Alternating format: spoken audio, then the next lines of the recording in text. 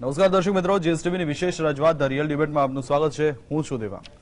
દર્શક મિત્રો, આજે વાત કરવી છે અમેરિકા મહાસત્તા.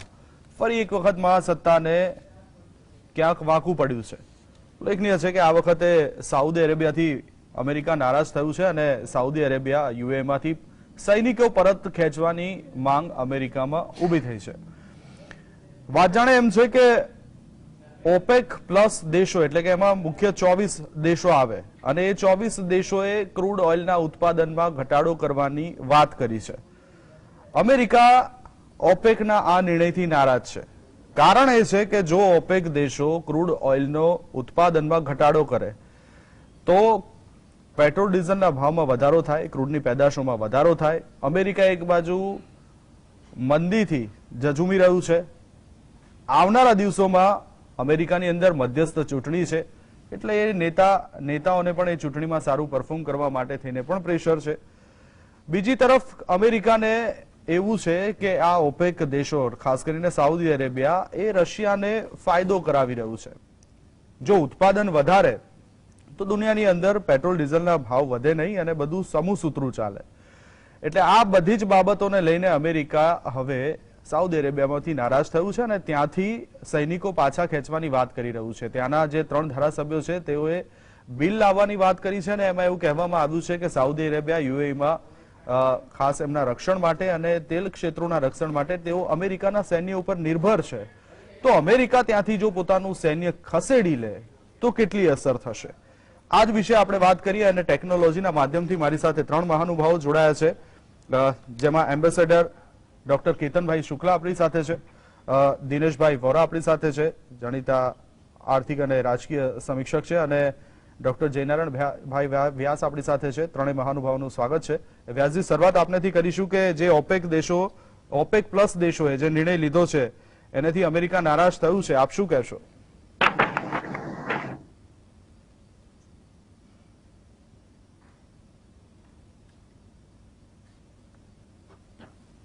જી વ્યાસજી, મારો અવાજ આવી રહ્યો છે આપના સુધી?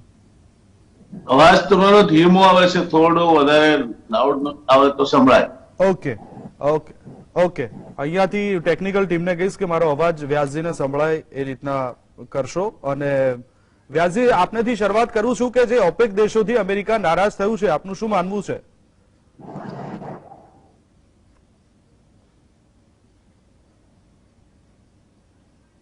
આપ મને પૂછો છો પ્રવીણભાઈ? જી જી જી વ્યાસજી, હું આપને પૂછું છું. દેવાંગભાઈ જી, આપને પૂછું છું કે જે ઓપેક પ્લસ સભ્ય દેશોનો જે નિર્ણય છે અમેરિકા એનાથી નારાજ થયું છે, આપનું શું માનવું છે? મૂળ વાત આપણે એનો તથ્ય સમજવું જોઈએ કે શેના માટે આ બધું ચાલી. એક તો ઉર્જા, એ જેમ દેશ આગળ વધતો જાય તેમ માથાદીઠ ઉર્જાનો વપરાશ પણ વધતો જાય છે. એટલે જે દેશ અર્થશાસ્ત્ર પ્રમાણે ખૂબ આગળ હોય નાણાકીય સદ્ધરતામાં, તેનો માથાદીઠ ઉર્જાનો વપરાશ પણ વધારે હોય છે. આ રીતે જોઈએ તો અમેરિકા ભારત કરતા માથાદીઠ ઉર્જાનો વધારે વપરાશ ધરાવતો દેશ છે. હવે ઉર્જાના ભાવમાં વધારો થાય એટલે સમગ્ર ઉત્પાદન વ્યવસ્થા ઉપર એની અસર પડે છે. અને એટલે અમેરિકા સાઉદી અરેબિયાને સાથે ચર્ચામાં હતું કે તમારે ઉત્પાદન વધારવું જોઈએ અને ક્રૂડના ભાવ ઘટાડવા. એના બદલે સાઉદી અરેબિયા અને ઓપેક દેશોએ પોતાના ક્રૂડ ઓઇલના ઉત્પાદન પર કાપ મૂકવાનું નક્કી કર્યો, જેનું સીધું પરિણામ પેટ્રોલ ડીઝલના ભાવ વધે. પ્રશ્ન એ થાય છે કે આવું કેમ થાય? તો દુનિયાનું લગભગ 80.4% ક્રૂડ ઓઇલના ભંડારનો હિસ્સો એ ઓપેક દેશો ધરાવે છે. જથ્થાની દ્રષ્ટિએ એમાં સૌથી પહેલા નંબરે વેનેઝુએલા છે, બીજા નંબરે જોઈએ તો ત્યાર પછી તરત બીજા નંબરે સાઉદી અરેબિયા આવે. એટલે સાઉદી અરેબિયા નો ટકાવારીની દ્રષ્ટિએ આપણે જોવા જઈએ તો વેનેઝુએલાનો 24.4% છે, સાઉદી અરેબિયાનો 21.5% છે, ઈરાનનો 16.8% છે, ઈરાકનો 11.7% છે, અને યુએઈ નો 8.9 અને કુવૈતનો 8.2% છે. આ જે મધ્ય પૂર્વીય દેશોની વાત કરીએ તો કુલ રિઝર્વના 67.1% એ લોકો ધરાવે છે. એમાં વેનેઝુએલાનું ઉત્પાદન એટલું બધું નથી થતું, એના કારણો છે.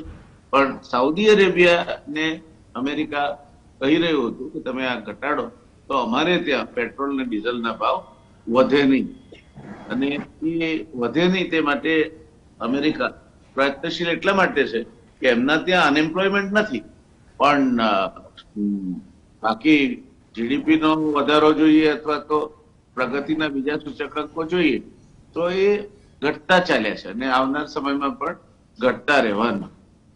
સમગ્ર વિશ્વ જયારે મંદીનો સામનો કરી રહ્યું છે ત્યારે એટલે અમેરિકા નું અપેક્ષા એવી હતી કે બરાબર એવે સમયે સાઉદી એમની આ ઉત્પાદનમાં કાપ મૂકવાની વાત ન કરે, જેથી ક્રૂડ અને પેટ્રોલના ભાવ એમને ત્યાં અમેરિકામાં ધરાગ્ય વધે, જે સાઉદી અરેબિયાએ કર્યું છે. અને એટલે એનો તીવ્ર પ્રત્યાઘાત અમેરિકામાં પડ્યો છે.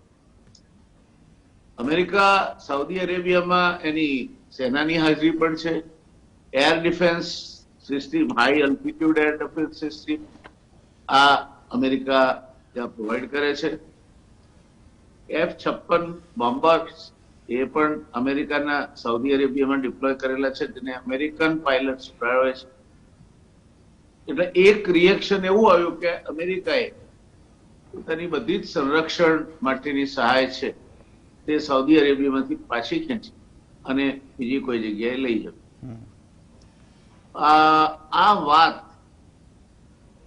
આવ્યા બાદ સાઉદી અરેબિયાએ લૂલો બચાવ કર્યો છે કે અમે તો માત્ર અત્યારે જે પરિસ્થિતિ છે વિશ્વ બજારમાં એને જોતા ક્રૂડ ઓઇલનું ઉત્પાદન ઘટાડ્યું છે. તે કંઈક અંશે સાચી વાત પણ છે, કારણ કે ઓપેક દેશો વિશ્વ બજારમાં જ્યારે પ્રમાણમાં ઓછી તેજી હોય ત્યારે પોતાનું ઉત્પાદન ઘટાડતા હોય છે. એ ન ઘટાડે તો એમના ભાવ તૂટી જાય, તો એમને મળવા પાત્ર નફો ના મળે. એટલે આમાં બંને બાજુ લડાઈ છે પોતપોતાનો નફો જાળવી રાખવાની. અમેરિકાને ઘર આંગણે પેટ્રોલ ડીઝલ એટલે ઉર્જાનો એક મુખ્ય સ્ત્રોત જે છે તે સસ્તું જોઈએ છે. એના ઉદ્યોગોને આ કાચા માલ તરીકે અથવા તો બળતણ તરીકે વપરાતું હોય તો તે સસ્તું જોઈએ છે. જ્યારે સાઉદી અરેબિયા અને ઓપેક દેશોને પોતાનું આ તક આવી છે ક્રૂડ ઓઇલનો ભાવ વધારે મેળવવાની, ત્યારે એનું ઉત્પાદન ઘટાડે તો જ એ સામે ડિમાન્ડ તો ઘટવાની નથી, તો એમનો ભાવ વધે. જે આપણે જોઈ રહ્યા છીએ કે થોડા સમય પહેલા નીચે હતો તે અત્યારે $110 ઉપર પહોંચ્યો છે. એટલે આ પરિસ્થિતિમાં અમેરિકાને પોતાને નુકસાન છે, એ એને પેટમાં દુખે છે. સાઉદીએ નિર્ણય લઈ લીધો છે ઓપેક દેશો સાથે, એટલે એનું કેવું એ છે કે અમે માત્ર માંગમાં ઘટાડો કર્યો છે, ઉત્પાદનમાં ઘટાડો કર્યો છે, એ બધાની સર્વસંમતિથી કર્યો છે. એટલે અમે કોઈ અમેરિકાને નુકસાન થાય તે રીતનું પગલું ભર્યું નથી. હવે એક બાજુ રશિયન ક્રૂડ અને એના ઉત્પાદનો ખરીદવાનો પ્રતિબંધ નાખીને બેઠું છે, બીજી બાજુ સાઉદીમાંથી જે ઉત્પાદન થતું હતું એમાં અને ઓપેક દેશોના ઉત્પાદનમાં કાપ આવે, તો સરવાળે ઉર્જાના મોટા વપરાશકાર તરીકે અમેરિકાને ઘર આંગણે એની મોટી કિંમત ચૂકવવી પડે એ સ્વાભાવિક છે. અને એટલે આ થયું છે.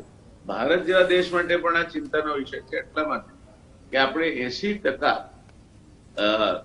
જેટલું ક્રૂડ ઓઇલ અને એના ઉત્પાદનો આયાત કરીએ અને એને કારણે એક ભાવ સ્વાભાવિક રીતે વધે તે આપણા માટે ચિંતાનો વિષય હોય.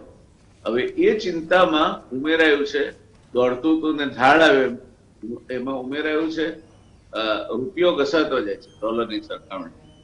એટલે નબળો રૂપિયો અને વધી રહેલા ક્રૂડ ઓઇલના ભાવ, એટલે ભારતનું જે આયાત બિલ છે જેમાં ક્રૂડ ઓઇલનો બહુ મોટો હિસ્સો છે, તે આયાત બિલ ભારતનું વધે તો એનો જે વિદેશી મુદ્રા નો ભંડાર છે એ બહુ ઝડપથી ઘસાતો જાય. ત્યારે પણ આમ 500 અબજ વધતા કે છે, પણ એમાંથી સોનું અને એસટીઆર કાઢી નાખીએ આપણે તો માંડ $300 અબજ જેટલી પુરાંતરે.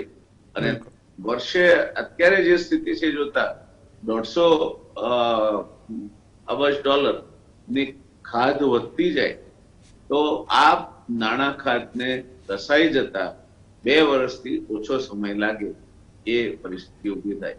એટલે ભારતના પણ હિતમાં નથી કે આજે ખરાબમાં ખરાબ પરિસ્થિતિ ઊભી થઈ છે, જ્યારે ક્રૂડ ઓઇલના ભાવ વધી રહ્યા છે અને રૂપિયો ઘસાઈ રહ્યો છે.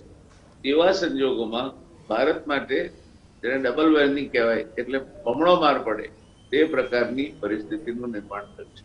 એટલે અમેરિકાની રીતે પોતાના હિતોને રક્ષવા અથવા તો પોતાના હિતો ના ધોવાય એ માટે મેદાનમાં છે.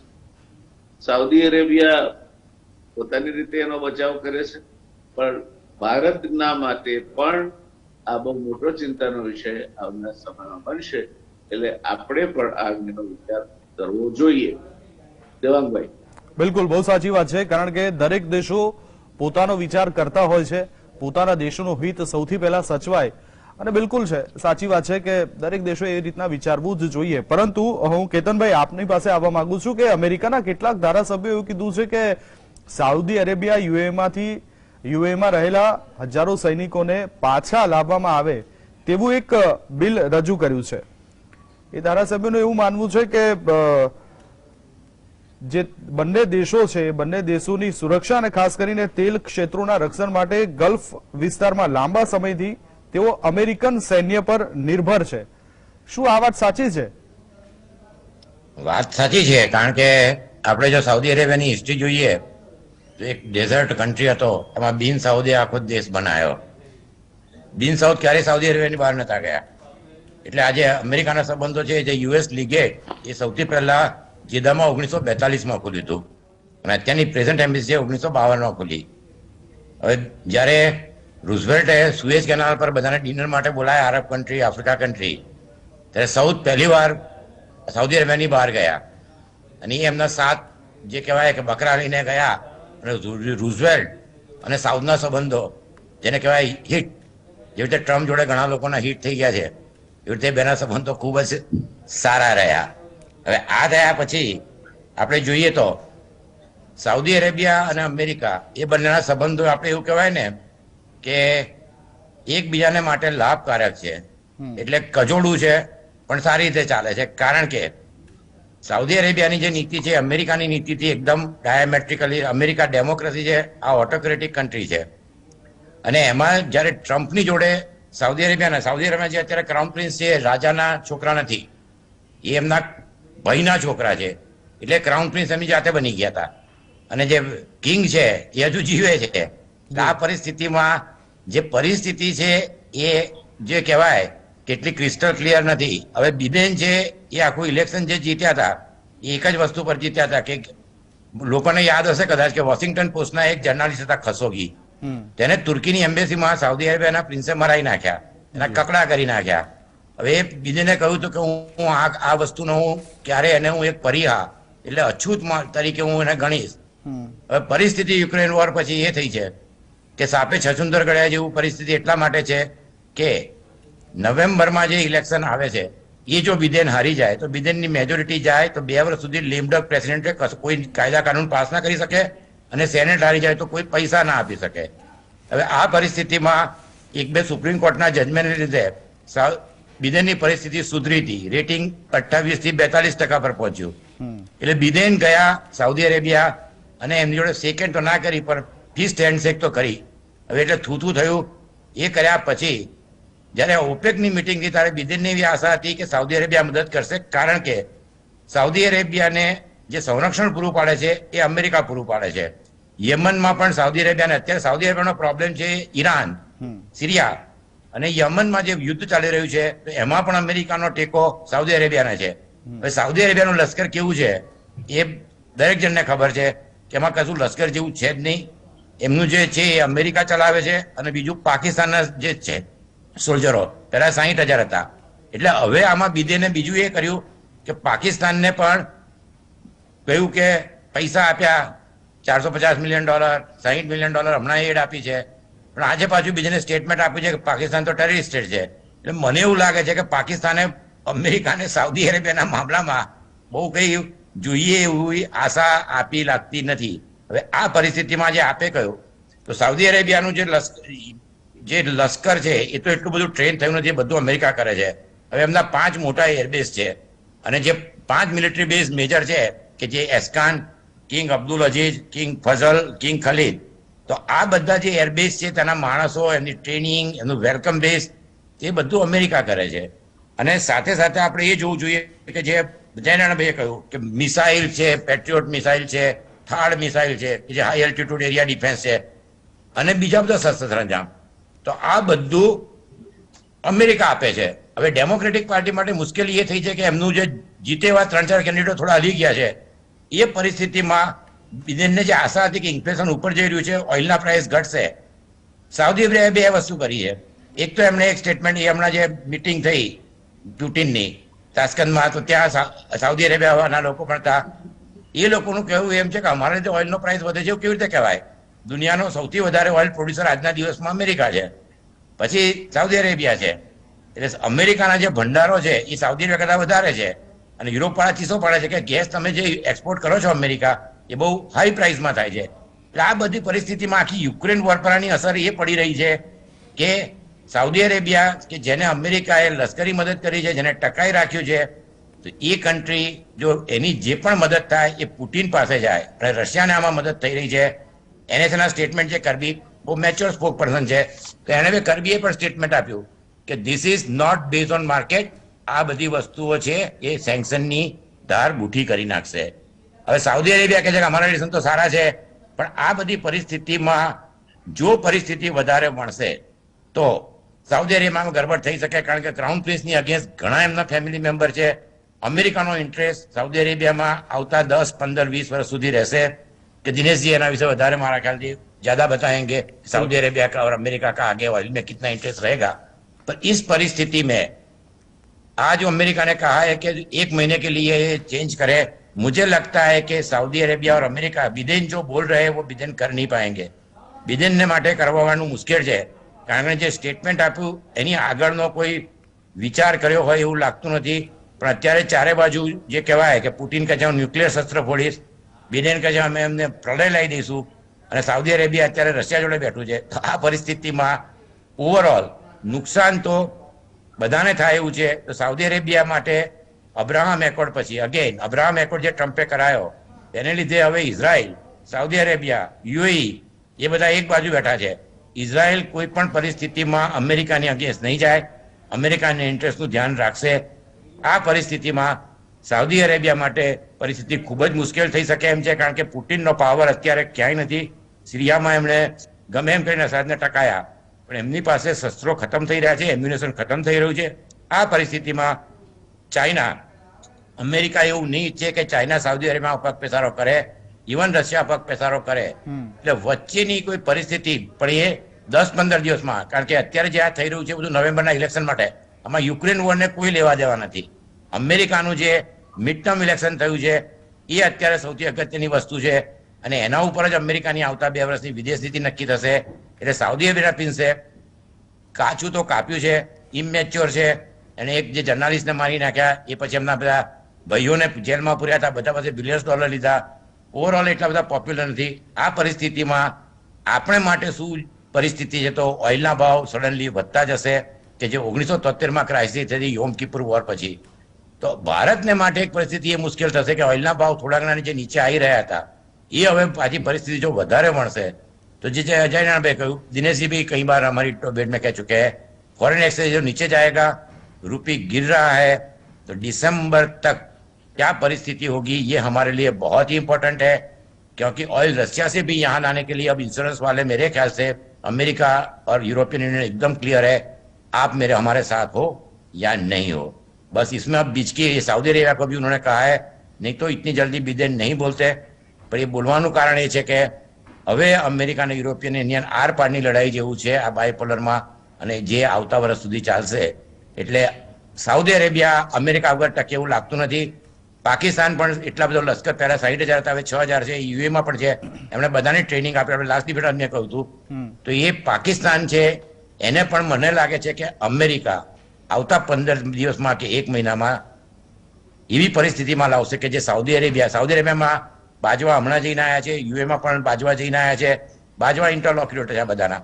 એટલે પાકિસ્તાન પણ મને લાગે છે કે સાઉદી અરેબિયા માટે આમાં વચ્ચે કંઈક વચ્ચેનો રસ્તો બિદેનને આવતા 15 દિવસમાં કે 1 મહિનામાં કાઢી આપશે. જો નહીં કાઢી આપે તો પછી અમેરિકા માટે સાઉદી અરેબિયા મહત્વનું છે, પણ સાઉદી અરેબિયા માટે બી પરિસ્થિતિ કથળતી જશે. અને સાઉદી અરેબિયાના પ્રિન્સ એવું વિચારે છે કે 24માં ટ્રમ્પ જીતી શકશે. મેં કહ્યું ને બહુ એમ 36 વર્ષના છે, કશું ભણેલા ગણેલા છે નહીં અને જાતે જ બની બેઠા છે. આ પરિસ્થિતિમાં સાઉદી અરેબિયાને નુકસાન થવાના ચાન્સીસ વધારે છે, પણ પાડાના વાંકે પખાલીને ડામ એમાં આપણને બી તકલીફ પડવાના ચાન્સીસ ખૂબ જ વધારે છે. બાકી अब दिनेश जी के लिए मैं બિલકુલ બિલકુલ બિલકુલ કેતનભાઈ, જોઈએ છે કે હવે આ કજોડું ક્યાં સુધી આગળ વધે છે, કારણ કે બંને એકબીજાના દેશોની જરૂર તો છે, પરંતુ આ જરૂરિયાત હવે આગળના દિવસોમાં કેવી આગળ જાય છે અને પાકિસ્તાનને જે જવાબદારી સોંપી છે એ બાજવા હવે કેવા સંપૂર્ણ પાર ઉતરે છે એ પણ જોવાનું રહેશે. આગળ પણ વાત કરીએ, દિનેશજી પાસે જવું છે, પરંતુ હાલ સમય થયો છે એક બ્રેકનો. મળીએ એક શોર્ટ બ્રેક બાદ. દર્શક મિત્રો, બ્રેક બાદ ફરી એકવાર આપનું સ્વાગત છે. અને અમેરિકામાં એવો જનમત ઉભો થયો છે કે સાઉદી અરેબિયા અને યુએમાંથી સૈનિકોને પાછા બોલાવવામાં આવે, અને આ મુદ્દે જ આપણે ચર્ચા કરી રહ્યા છે. અને ખાસ કરીને અમેરિકા અને પેટમાં શું દુખે છે, એમની સાઉદી અરેબિયા સાથે શું વાટાઘાટો અને શું સમજૂતીઓ થઈ છે, અને અમેરિકામાં મંદી ચાલી રહી છે, આ તમામ બાબતો पर આપણે चर्चा करिए. वेल आगे दिनेश भाई, मैं आपसे सवाल पूछना चाहता हूं कि अमेरिकी राष्ट्रपति जो बाइडेन ने अभी एक इंटरव्यू में ऐसा कहा कि अगर सऊदी अरेबिया क्रूड ऑयल के उत्पादन में कटौती करता है तो उसके परिणाम भुगतने के लिए भी तैयार हो जाए. उनका मानना ऐसा है कि सऊदी अरेबिया ऐसा करके रशिया को मदद कर रहा है, और हालांकि सऊदी अरेबिया ने अपने खुलासे में कहा है कि ये संपूर्णतः एक इकोनॉमिकली डिसीजन है, आर्थिक रूप से लिया हुआ डिसीजन है, पॉलिटिक्स का इससे कोई लेना देना नहीं है. आपका क्या मानना है? जी, आप सबको नमस्कार. मैं व्यास जी की बात और केतन भाई की बात को आगे बढ़ाता हूं, उनसे पूर्णता सहमत होते हुए. दरअसल मैं ये कहूंगा यहाँ पर कि पूरी दुनिया में जो जियोपॉलिटिकल सीन है वो बहुत तेजी से बदल रहा है. अब वो क्या कहते हैं कि जहां पर 2 मेजर ग्रुप्स होते थे, एक रशियन और अमेरिकन, अब वहां से हटकर हम ट्रू सेंस में एक मल्टीलेटरलिज्म में जा रहे हैं, जहां पर बहुत सारे दुनिया में पावर सेंटर बन रहे हैं. कमाल की बात यह है कि सारे के सारे जो पावर सेंटर हैं वो 3 चीजों पे डिपेंड कर रहे हैं जो आज की डेट में जिनकी चर्चा है: फूड, फ्यूल एंड फर्टिलाइजर. या फिर ये कहा जाए कि जो एनर्जी की नीड्स हैं पूरी की पूरी, वो पूरी दुनिया को रीऑर्गेनाइज कर रही हैं जियोपॉलिटिकल सेंस के अंदर. हर व्यक्ति अपनी स्ट्रेंथ को अब पहचान रहा है और उस पहचान को जियोपॉलिटिकल सेंस में एसर्ट कर रहा है. अब ये परेशानी का कारण है जो बड़ी बड़ी महाशक्तियां उनके लिए, कि वो सब शक्तियां जो जिनके पास कुछ एसेट थे वो कभी एसर्ट नहीं करते थे, लेकिन अब वो एसर्ट कर रहे हैं. अभी जो निर्णय आया है खासतौर से 2 मिलियन बैरल की कटौती का, ये कोई बहुत ज्यादा नहीं है. टोटल जो उत्पादन होता है उसका सिर्फ 2% है, कोई बहुत ज्यादा नहीं है. लेकिन आज की तारीख में हमारी जितनी सप्लाई चेन्स हैं वो इतनी क्लोजली निट है कि वहां एक जरा सा भी मूवमेंट होता है तो पूरी की पूरी जो सप्लाई चेन है वो हिलना शुरू हो जाती है. It is just like a scientific rule is there, if one molecule inside a balloon gets displaced then every other molecule gets displaced. That is a scientific rule actually. वही आज की दुनिया में हो रहा है. सऊदी को इस बात का ज्ञान है कि उसके पास एक एसेट है, मेरे पास तेल है. रशिया को पता है कि मेरे पास फ्यूल भी है, गैस भी है, फर्टिलाइजर भी है और एक्सेस एक्सपोर्ट करने लायक फूड भी है.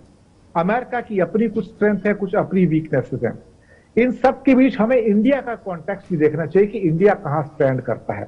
इंडिया कोशिश कर रहा है कि एक मल्टीलैटरलिज्म का एक नया निजाम पैदा किया जाए, जहां पर कुछ देश ऐसे हैं जो अपने आप को अलग रूप से देखने का प्रयास करें। लेकिन सऊदी की सिचुएशन बहुत अलग है। सऊदी आज का नहीं, पुराना एलाई है यूएसए का।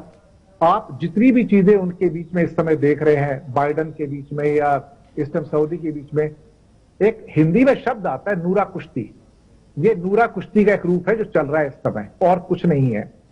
पूरा का पूरा सऊदी अपनी सुरक्षा के लिए अमेरिकन हथियारों पर जिंदा है। अभी तो यहां तक हो गया कि कुछ लोगों ने, जो उनके सेनेटर्स हैं, उन्होंने कहा है कि आप इनको हथियारों की सप्लाई बंद कर दो। अब आज की दुनिया में एक्सट्रीम स्टेप्स नहीं लिए जाते हैं डिप्लोमेसी के अंदर। ठीक है, रशिया के खिलाफ सैंक्शंस हुए हैं, लेकिन उसका नतीजा हमारे सामने है कि उसका जो प्रतिफल मिलना चाहिए था अमेरिका को या अलाइज को, वो नहीं मिल रहा है, और बहुत सारे देश उसको डिफाई कर रहे हैं। इस बात को केतन भाई ने बड़ी मुखरता के साथ कहा है कि हाँ, मल्टी जो लैटरलिज्म सिस्टम आ रहा है वो बहुत प्रोमिनेंट है, और अमेरिका, खासतौर से जो बाइडन, एक वाक्य निकल के आ रहा है, बहुत गुस्से में है। पर गुस्सा किससे है? उन्हें अपने इलेक्शन देख रहे हैं इसलिए गुस्से में है। वो दुनिया को शो करना चाहते हैं कि मैं देखो कितना ताकतवर हूं, पावरफुल हूं, मैं सब कुछ कर सकता हूं, मैं गुस्से में कोई एक्शन भी ले सकता हूं। क्योंकि उनको अपनी डोमेस्टिक कॉन्स्टिट्यूएंसी को एड्रेस करना है, वो इंटरनेशनल कॉन्स्टिट्यूएंसी को एड्रेस ही नहीं कर रहे हैं।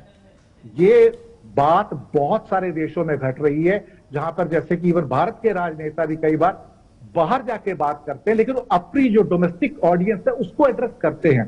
तो हर व्यक्ति चाहता है कि वो अपना इलेक्शन जीते। अब नवंबर में केतन भाई ने बताया कि वहां इलेक्शन भी है, अब ये जग जाहिर है। अगर वहां पर ये हार जाते हैं, खासतौर से बाइडेन साहब, तो उनके लिए तो आने वाले दिन बहुत कठिन हो जाएंगे। दूसरी बात, कुछ बातें ये भी अमेरिका में निकल कर आ रही हैं और सऊदी में, कि Saudi Arabia was more comfortable with Republican and not the Democrats like Biden. तो वो वेट करेंगे ये हार जाएं और अगला जो रजीम वो चेंज हो जाए और वहां पे रिपब्लिकन आ जाए। ये ठीक बात है, उनमें चिंता थी, इसमें खशोगी का मामला था, और भी कई मामले हैं। यमन का जो खासतौर से हूथी विद्रोही है, उनका मामला, जिनको ईरान की सपोर्ट भी है, वो तंग तो करते हैं। मैं ये मान के चल रहा हूं यहां पर कि ये चीजें जैसी दिख रही हैं डिप्लोमेटिक सेंस में, वैसी है नहीं। अंदर जो चल रहा है और बाहर जो कहा जा रहा है, जिसे कहते हैं हाथी के दांत खाने के और दिखाने के और।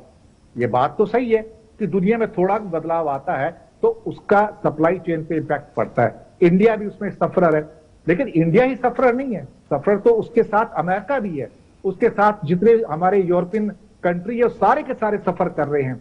और आने वाले सालों में, मैंने केतन भाई से कई प्रोग्राम में बात की है और उन्होंने मुझसे कहा है कि आने वाले जो साल होंगे, खासतौर से अगला साल 2 साल, वो यूरोपियन यूनियन के लिए बहुत कठिनता भरे होंगे और सारी की सारी परेशानियां एनर्जी के आसपास घूम रही हैं। अगर यूरोप डूबता है या यूरोप सिंक करता है और वो अपनी गैस प्राइसेस को कंट्रोल नहीं कर पाता है और वहां पे विद्रोह वाली कई बार स्थितियां उठ रही हैं अपने निजाम के प्रति कि आप क्या कर रहे हैं, हम इतने पैसे कहां से लाएंगे, भले ही वो रिच हैं, लेकिन it has started pinching them right now.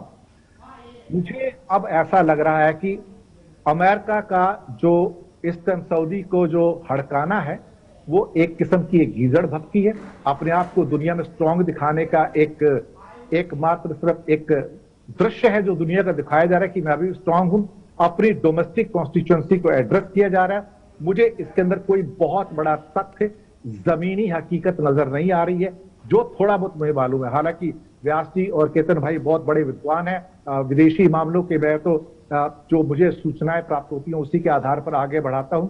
लेकिन मुझे यह लग रहा है कि शायद यूएसए को अपना जो होल्ड कम हो रहा है दुनिया में, जहां उसकी बातों को कम सुना जा रहा है, शायद यही उसकी चिंता का कारण है कि एक टाइम तो मैं शेर बन के घूमता था, सब लोग मुझसे पूछते थे, अब नहीं पूछ रहे उतरे लोग, अब उतरे लोग झुक के सलाम नहीं कर रहे हैं। कहीं ना कहीं जब ज्यादा लोग सर उठा रहे हों, ज्यादा राष्ट्र सर उठा रहे हों, तो छोटे छोटे राष्ट्र भी सर उठाते हैं।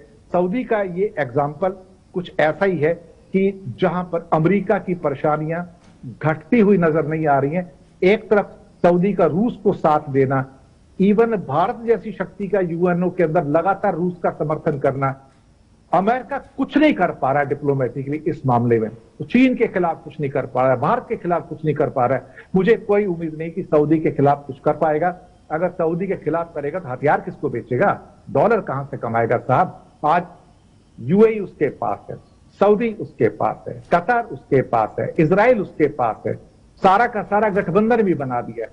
तो उसने जियो पॉलिटिकल सिचुएशन सारी चेंज कर दी है और इस सिचुएशन में यूएसए को रिगल आउट करने का बहुत ज्यादा स्पेस अवेलेबल नहीं है, भले ही वो जितना मर्जी गर्माहट दिखा ले उसको। जी બિલકુલ સાચી વાત છે વ્યાસજી, એટલું બધું સરળ નહીં હોય અમેરિકા માટે, અને યુક્રેન પર પુતિનના આક્રમણ પછી ક્યાંક પશ્ચિમી દેશોએ, અમેરિકા સહિત પશ્ચિમી દેશોએ રશિયા પર કેટલા આકરા પ્રતિબંધો મૂક્યા હતા.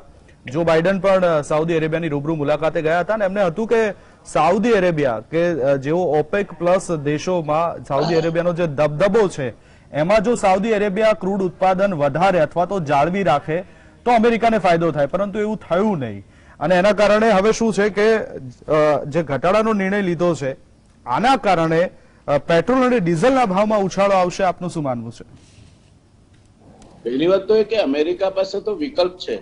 શેલ ઓઇલ નું અમેરિકામાં પ્રોડક્શન એ પોલ્યુશનના કારણે એ લોકોએ ઘટાડ્યું છે. જો કરે તો એમનો પ્રશ્ન જ નહીં નડ્યા. એટલે એવી પણ ડિપેન્ડન્સી અમેરિકાની નથી આવી ગઈ કે સાઉદી આટલું ઉત્પાદન ઘટાડે અને અમેરિકામાં એકદમ ભાવ વધી જાય ફ્યુઅલના અને ફુગાવો વધી જાય. That is not going to happen. On the contrary, સાચી ખોટી જે ગણો તે 2% ભાવ વધ્યા, આપણા બજારમાં ડોલર ક્રૂડના ભાવ કેટલા વધી ગયા? 20%. અને પછી એ 20% સામે રૂપિયો કેટલો ઘસાયો. એટલે સરવાળે આમાં કોઈ જ કારણ નહીં હોવા છતાં પેલું ગુજરાતીમાં કહેવત છે નવાણીઓ કૂટાઈ જાય, એમ આપણે બે દેશો કરતા વધારે અસર આપણને થાય છે આ જે કઈ રમત ચાલી રહી છે એનાથી. એટલે આ વાતમાં એવું માનીને ચાલવાની જરાય જરૂર નથી કે સાઉદી અરેબિયાને કઈ નુકસાન થવાનું છે. ઓન ધ કોન્ટ્રારી, જેટલું મોડું તેલ કાઢશે એટલા વધારે પૈસા મળશે. એટલે એને નુકસાન જાય એવી શક્યતા નથી કરતી, અમેરિકાને નથી જાય એવી. તો પછી નુકસાન જશે કોને?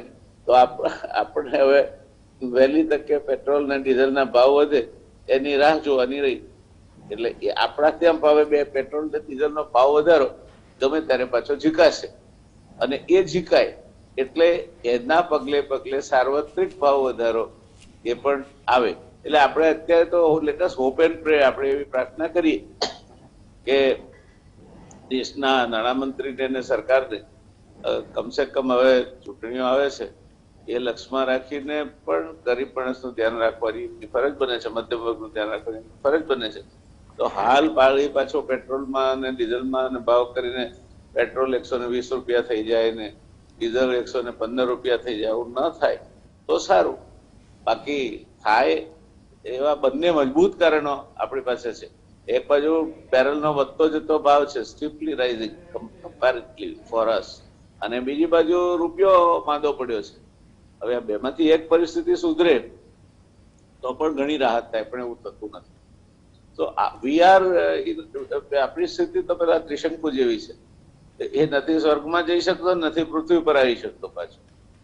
આપણે ક્યાં છીએ એ હું તો એવું માનું છું કે આ બધું દુનિયાનું જે થવું એ થાય. પહેલી વાત આપણે આપણી જાતને પૂછ્યું ભારતનું શું થશે, because we live here and we shall have to bear partly or fully whatever it comes to our share the consequences of this.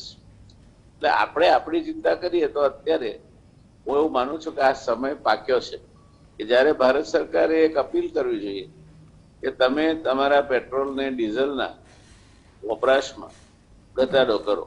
હવે એમને ધારો કે આપણે એમ માનતા હોઈએ કે આ આપણી વાહન જે ગાડી ને બધું ફરે છે એનાથી ભાવ વધારો થાય છે, એવું જરૂર.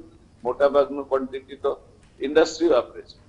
તો ઇન્ડસ્ટ્રી ને ભાવ વધારો તમે કરશો તો ભાવ વધારો નહીં એને અનુકૂળ આવે, પણ એને તમે એનર્જી એફિશિયન્સીની વાત કરશો તો કમશે.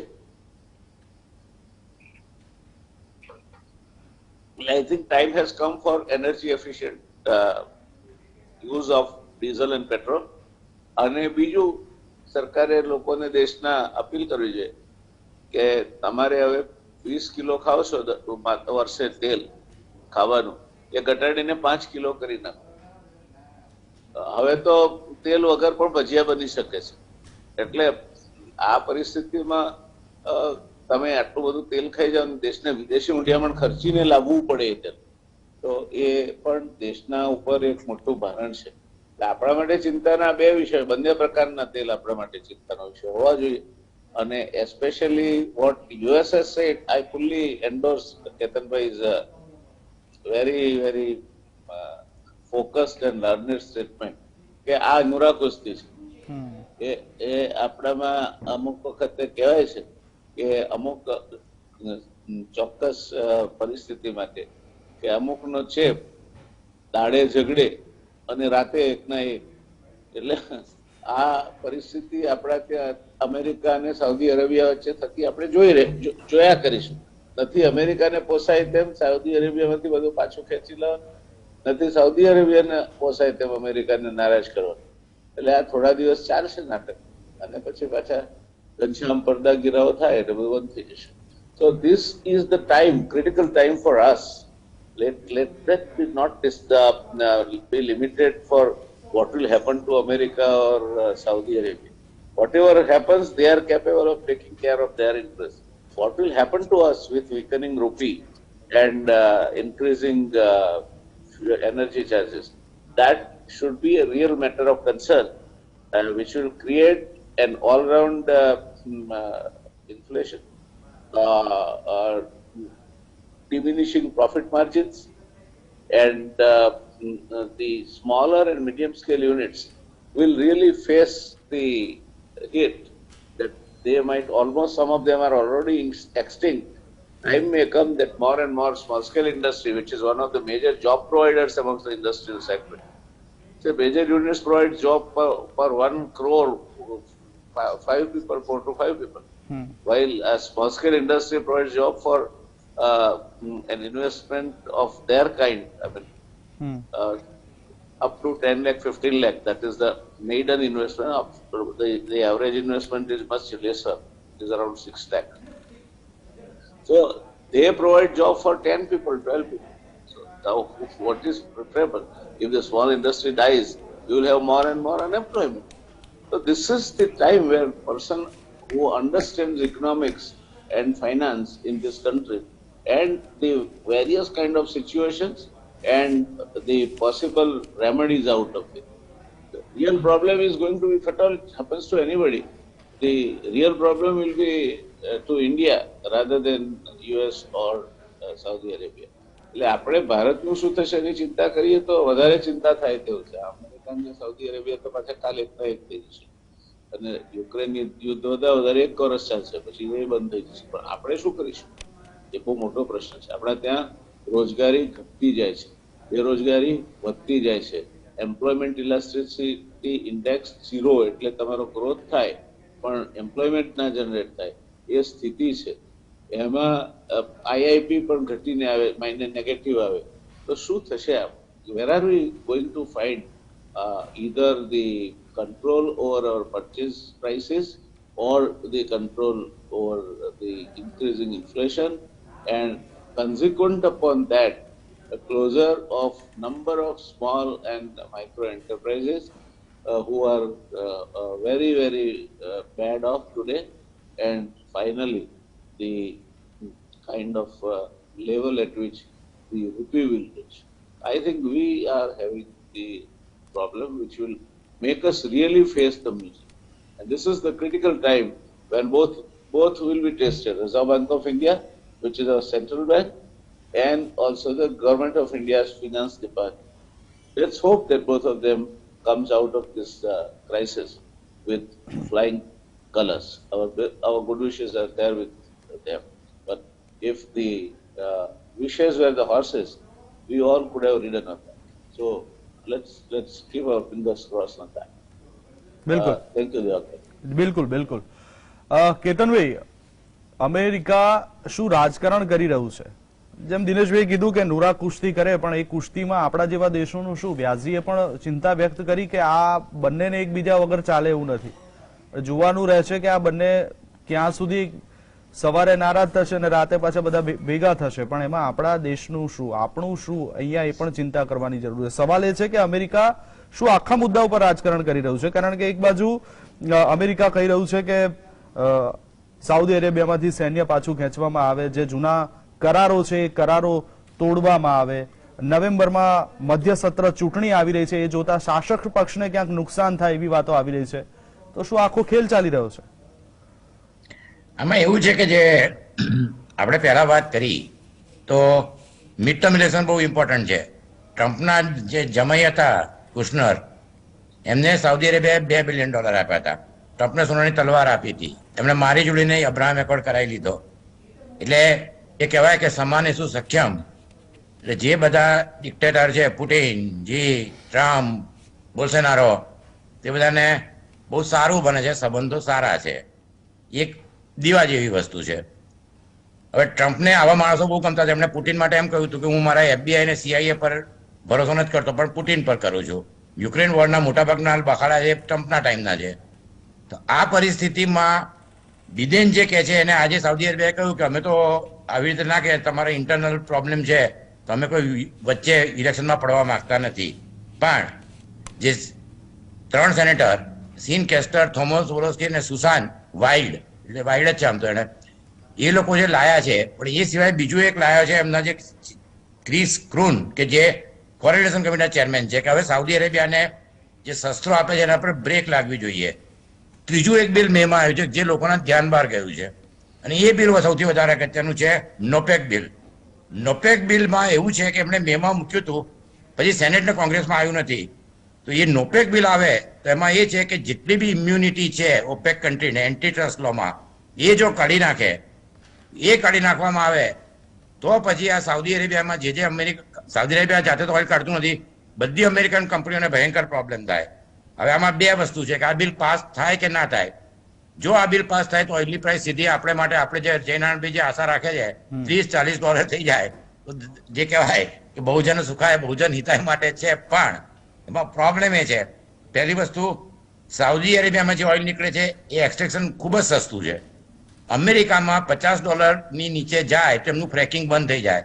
અમેરિકા ઇઝ બિગેસ્ટ પ્રોડ્યુસર, બ્રિટને ફ્રેકિંગ અલાઉ કર્યું છે, તો ફ્રેકિંગ તો શરૂ થશે જ. એટલે જે શેલ ગેસ છે એ શરૂ થશે, પણ રિન્યુએબલ પણ થઈ જશે. એટલે સાઉદી અરેબિયાની હવે મુશ્કેલી એ છે કે આવતા 20-30 વર્ષમાં ઓઇલ નીકળી જશે તો ફરી પાછા બધા ઊંટ પર ફરવા માંડશે. એ લોકોની કોઈ ઇન્ડસ્ટ્રી નથી, એ લોકોના કોઈ ઇન્વેસ્ટમેન્ટ નથી. તો આ પરિસ્થિતિમાં સાઉદી અરેબિયા શું કરે? તો અમેરિકા વગર સાઉદી અરેબિયાનો છૂટકો નથી.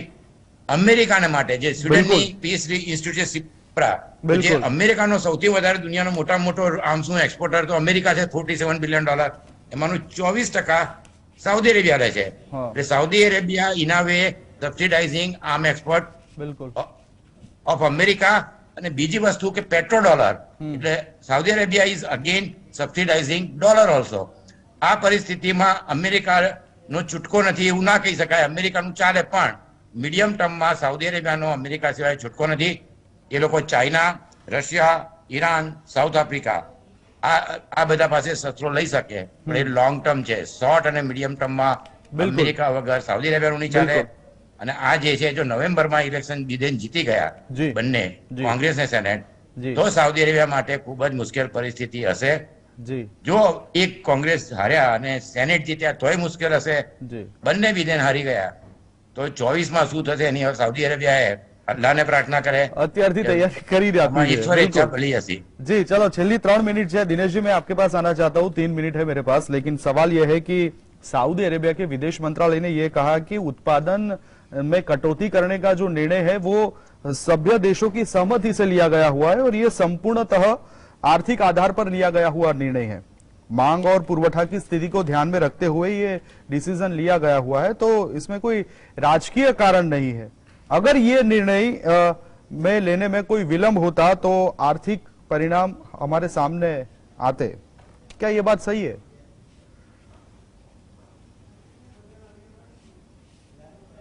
दिनेश जी, आपकी आवाज नहीं आ रही है, आप अनम्यूट करो। देखिए, आपकी बात सही है। पहले ये ओपेक था, फिर ओपेक प्लस हो गया। अब इतने सारे मुल्कों ने मिलकर एक डिसीजन ले लिया। देखिए, सबको पता है कि ऑयल के अंदर कार्टेल है, क्रूड ऑयल के अंदर। कौन कहता है कार्टेल नहीं है? केतन भाई ने एक इंपॉर्टेंट बात कही, अगर वहां पे करीब करीब $40-50 से रेट नीचे चला गया तो उसकी सारी इंडस्ट्री, यूएस की जो शेल ऑयल की है सारी कोलैप्स हो जाएगी, और नीचे जाता है सऊदी कोलैप्स होता है, यूएई कोलैप्स होता है, कतार कोलैप्स होता है, सारे कंट्री कोलैप्स होते हैं। ऑयल के ऊपर पूरी दुनिया की इकोनॉमी चल रही है, आप मानो या मत मानो, एनर्जी है भाई। ऊपर से अगर ये कहते हैं कि हाँ हमने मिलजुल कर उसको $2 बिलियन कट किया है, तो कंसर्टेड डिसीजन तो है ही है। देखिए, उनको जिंदा रहना है, उनको पैसे चाहिए, उनको डॉलर चाहिए, बिना डॉलर के उनका गुजारा चलेगा नहीं, तेल के अलावा कुछ है नहीं। जब तेल खत्म हो गया तो सऊदी बैठ के उसका भजन करेगा, क्या करेगा खुद जानता है वो क्या कर सकते हैं उसके बाद में, और कोई रास्ता बचता नहीं है। ऊंट पे जाके उसका जो पुराना जमाना था वापस आ जाएगा। उसने यूए की तरह अपने आप को डेवलप नहीं किया जैसे अबू धाबी या इस टाइम दुबई कर रहे हैं, इंटरनेशनल सिटीज हैं। तो वो अपनी जगह पे सही है, हर आदमी अपने एसेट को सेफ गार्ड कर रहा है। जो एसेट जिसके पास है, जो दौलत जिसके पास है, वो समय रहते उसमें से ज्यादा पैसा कमा लेना चाहता है ताकि अपने फ्यूचर को सिक्योर कर सके। इंडिया भी तो वही कर रहा है कई वस्तुओं के अंदर, रशिया वही कर रहा है, अमेरिका वही कर रहा है। अमेरिका को हथियार बेचने के साथ आज यूक्रेन वॉर है तो उसको लिए तो ब्लेसिंग हो गया, वो पैसा मुफ्त में थोड़ी दे रहे यूक्रेन को, एक दिन पैसा वापस ले लेगा उससे ब्याज के साथ में, लेकिन उसके लिए एक ब्लेसिंग है। अपने सारे हथियार वहां जाकर टेस्ट कर रहा है, चाहे हिमार मिसाइल हो या बाकी मिसाइल हो या बाकी प्रोटेक्टिव सिस्टम हो। तो मुझे नहीं लगता कि ये कार्टलाइजेशन जिसके खिलाफ आज बात हो रही है, ये तो दुनिया में बहुत सारी चीजों का कार्टलाइजेशन है, फर्टिलाइजर में भी है, फूड के अंदर भी है, इसमें फ्यूल के अंदर भी है। दुनिया में जो चिप्स इंडस्ट्री है वो क्या है, उसके अंदर भी अब कार्टलाइजेशन है। अमेरिका नहीं चाहता कि चाइना एक सोफिस्टिकेटेड चिप्स इंडस्ट्री को डेवलप कर सके, तो उसने वहां पर जो चिप्स के बारे में नया एक्ट पास किया और वो बंदिशें लगाई हैं। देखिए, हमें इस दुनिया में जीना पड़ेगा, बंदिशों की दुनिया में जीने के लिए सीख लेना चाहिए, और वो हम कर रहे हैं। और यहाँ पे तरह तरह के कार्टल हैं, सिर्फ ऑयल के कार्टल को ब्लेम करने से फायदा नहीं है।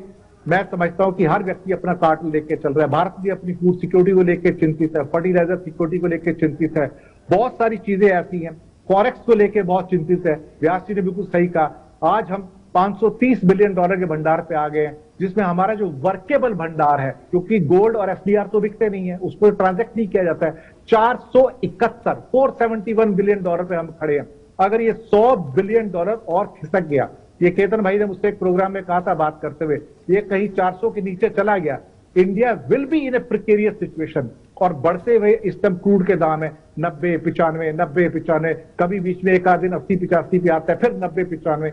मुझे नहीं उम्मीद है कि ऑयल क्रैश होके 70 तक आएगा, और अमेरिका की ये नूरा कुश्ती चलती रहेगी। कुछ दिन की बात है, इलेक्शन है, मामला ठंडा पड़ जाएगा, नया मामला आ जाएगा, इसके अलावा और कुछ नहीं बोला जी। બિલકુલ, આ નુરા કુસ્તીમાં આપણને કેટલું નુકસાન થશે એ તો સમય બતાવશે, કારણ કે સિચ્યુએશન આપણા માટે એટલી પોઝિટિવ ન ગણી શકાય। એક બાજુ રૂપિયો ઘસાતો ચાલતો આવ્યો છે અને બીજી તરફ ઓપેક દેશોએ જે ઉત્પાદન ઘટાડ્યું છે એના કારણે પેટ્રોલ ડીઝલના ભાવ વધવાની પણ શક્યતાઓ છે। હા, एक દરેક शब्द कहना चाहूंगा सर, एक शब्द। जी दिनेश जी, हमारा वर्ड अनइक्वल वर्ड है, आइडियल वर्ड नहीं है। यहाँ पर आइडियलिज्म और इक्वल वर्ड को ढूंढने का प्रयास लोग ना करें तो ज्यादा अच्छा है। બિલકુલ બિલકુલ। તો અમેરિકા પોતાનું સૈન્ય ખેંચવાની વાતો કરી રહ્યું છે, શું અમેરિકા રાજકારણ કરી રહ્યું છે, શું અમેરિકા સાઉદી અરેબિયા સાથેના જૂના કરારો છે એ તોડશે? કારણ કે જે રીતના રશિયા ઉપર પ્રેશર કરવા માંગે છે, ભારત ઉપર પ્રેશર કરવા માંગે છે, પરંતુ અમેરિકા એમાં નાકામ રહ્યું છે। સિંહ થઈને ફરવું છે, પરંતુ આ સિંહને કોઈ પૂછતું નથી, એવી પણ ક્યાંક વાતો છે। પણ અમેરિકા જે કરી રહ્યું છે એ રાજકારણ કરી રહ્યું છે। નવેમ્બરમાં મધ્ય સત્ર ચૂંટણી આવી રહી છે અને એના કારણે પણ શું આ કરી રહ્યું છે, તમામ બાબતો છે। વહેલા ચર્ચામાં ભાગ લેવા માટે થઈને કેતનભાઈ આપનો, દિનેશભાઈ અને વ્યાસજી, આપ ત્રણેય મહાનુભાવનો આભાર। દર્શક મિત્રો, ચર્ચામાં અત્યારે બસ આટલું જ। વધુ સમાચાર અને અપડેટ માટે આપ જોતા રહો GSTV। નમસ્કાર।